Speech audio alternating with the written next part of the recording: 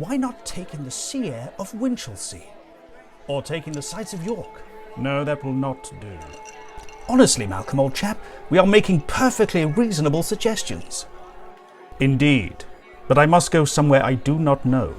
Somewhere quiet. Somewhere I can study, undisturbed.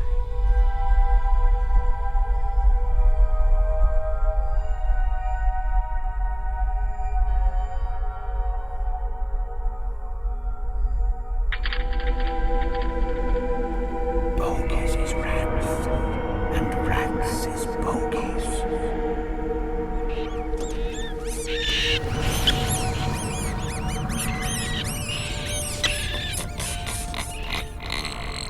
It was a cold October morning that greeted Malcolm Malcolmson's arrival in the sleepy village of Benchurch. In terms of the quiet lodgings he had requested, there was only one house that suited his needs. It was an old, rambling, heavy-built house of the Jacobean style, with heavy gables and windows.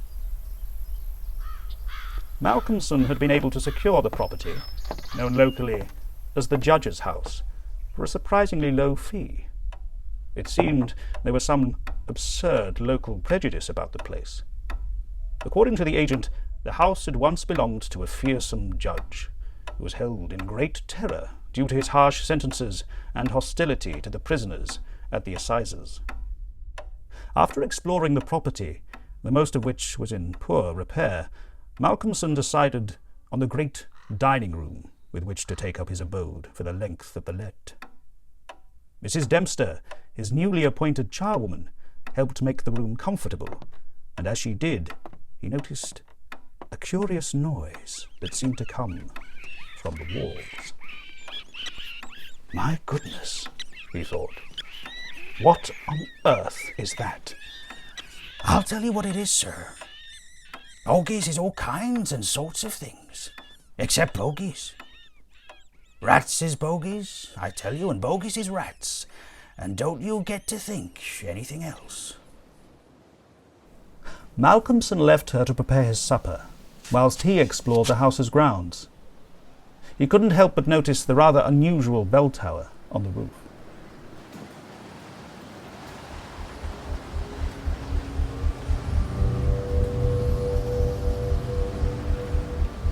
On returning, Malcolmson found the room swept and tidied, the fire burning in the old hearth, the lamp lit. This is comfort indeed, he thought to himself.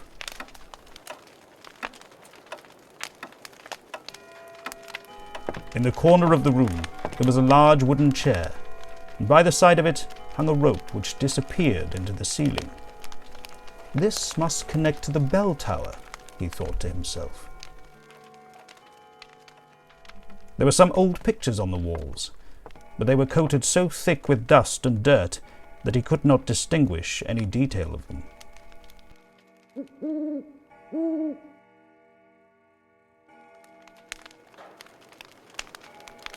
After supper, Malcolmson studied without pause till about 11 o'clock.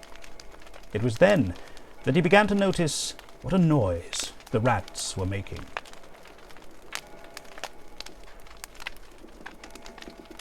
Bogies is rats, and rats is bogies. Bogies is rats, and rats is bogies. In the gloom, Malcolmson looked for the source of the little scratching and scramblings. He saw some crack or hole blocked for a moment by the face of a rat, with its bright eyes glittering in the light. But in an instant, it was gone. It was then that he noticed his furry little companions had ceased their nighttime scamperings. It was at that moment that he was suddenly gripped in an inescapable chill. He felt like he was being watched.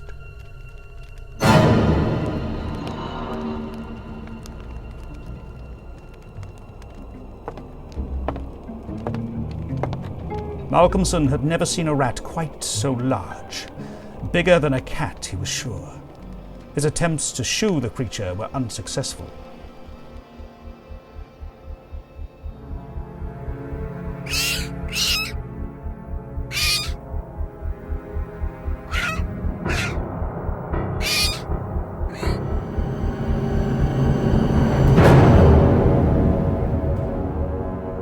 had gone, but Malcolmson could see its eyes glinting in the dark.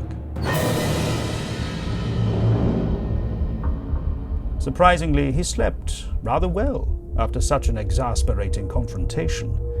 In fact, he slept so soundly, he was not aware of Mrs. Dempster's arrival the following morning. As she prepared his breakfast, he told her of his strange encounter. Mercy on us, an old devil indeed, sir. Take care, sir, take care. For the rest of the day, Malcolmson buried himself in his studies.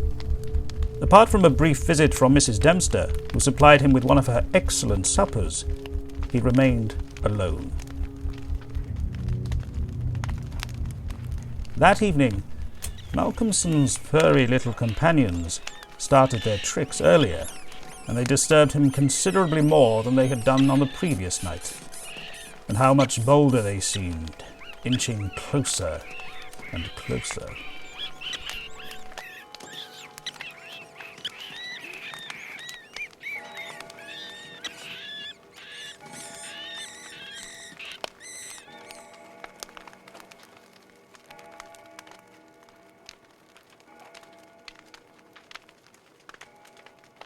All of a sudden, he was overcome by a sudden sense of silence. The rats had retreated to their hiding places, as if anticipating something. And then, there it was again.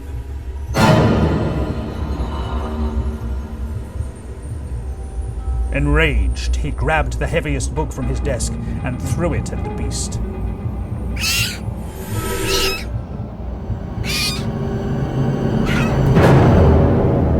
The book that had banished the filthy creature was an old Bible, a gift from his mother.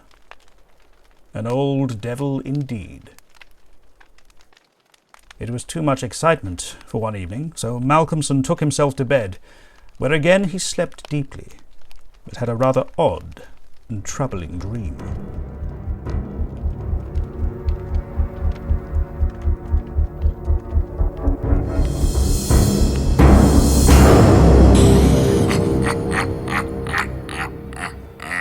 The next day, Malcolmson asked Mrs. Dempster about the rope.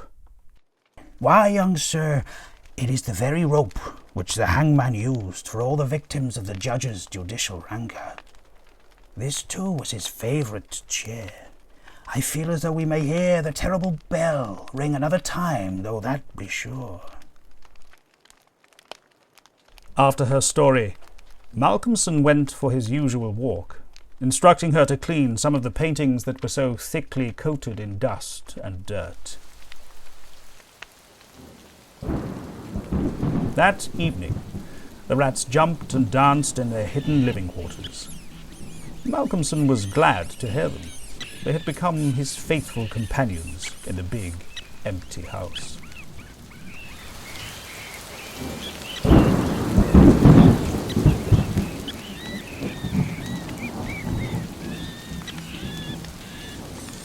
Needing a break from his studies, Malcolmson decided to have a look at the paintings Mrs. Dempster had worked on earlier.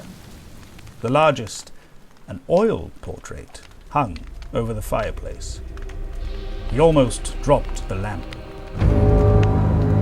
Malcolmson had never seen the subject before, and yet recognized him at once. The judge sat before him, dressed in his robes. His face was strong and merciless, evil, crafty, and vindictive. The eyes were of peculiar brilliance, and with a terribly malignant expression, the very counterpart of the eyes of the great rat.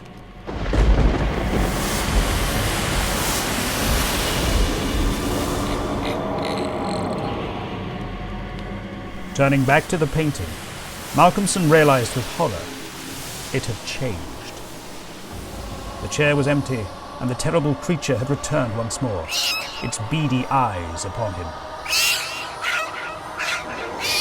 Malcolmson watched in horror as the room shimmered around him, and the rat grew and changed until the terrible judge stood before him, a smile upon his evil and sensual lips.